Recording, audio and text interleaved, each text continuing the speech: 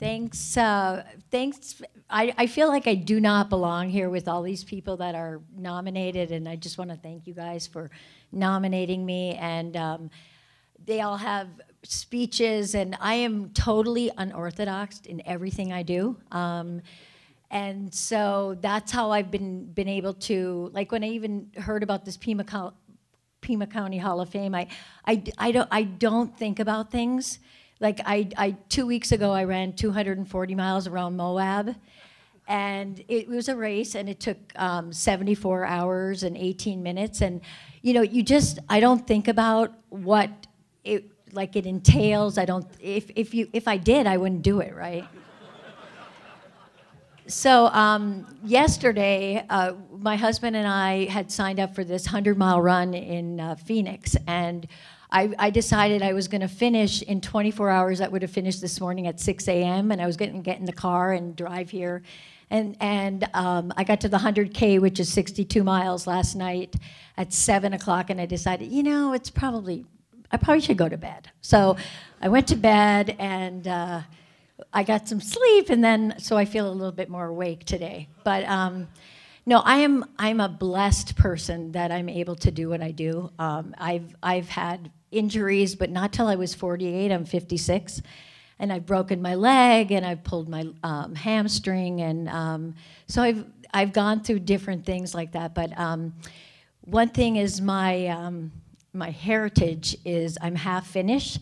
My dad is Finnish, and I don't know if you've ever heard, but there's a word called sisu, and it means guts. And I think I definitely have a lot of that. That helps me just get through things. And you know, running is, and like any sport or anything in life, actually, it doesn't have to be a sport. It's you know, it's a lot of work, and I feel like the harder it is, the more pleasure you get at the end of it. So you know, that's how I look at it, and I couldn't do any of this without my husband. So I'm you know, yeah, I have a really hard time saying professional runner because you don't make any money. So how can you do this without making any money? So how I do it is I put on the Tucson Marathon. I started that 24 years ago, and my husband.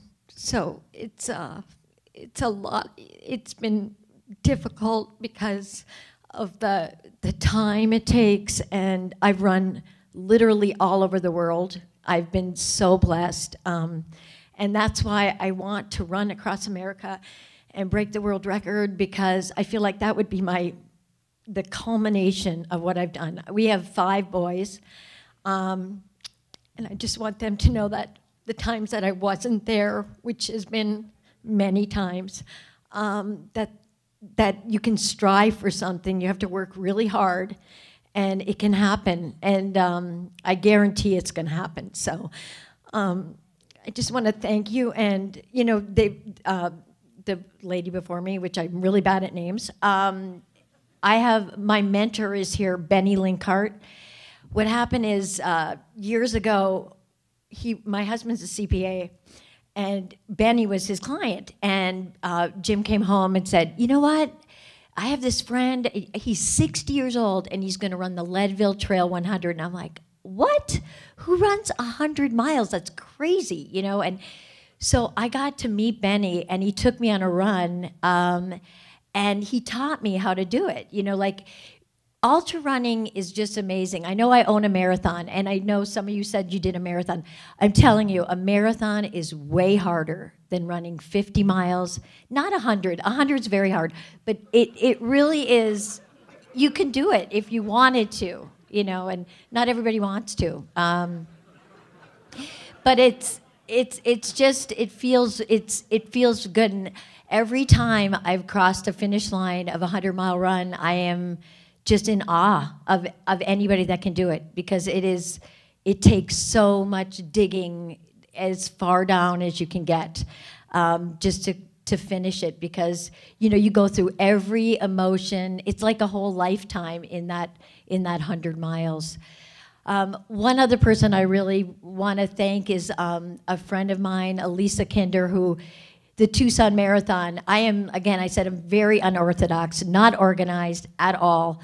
Well, she helped me with the marathon way long ago when we started, and she would just, I'd go stand next to her while she'd do all the computer work, and it's just, she just helped me so much, and I can't thank her enough. And I have so many people to thank, and it's just, you know, doing these things like the 240. I had 3 people, including my husband, with me running, driving from 20 miles to 20 miles to give me food, and and he talked about bad water.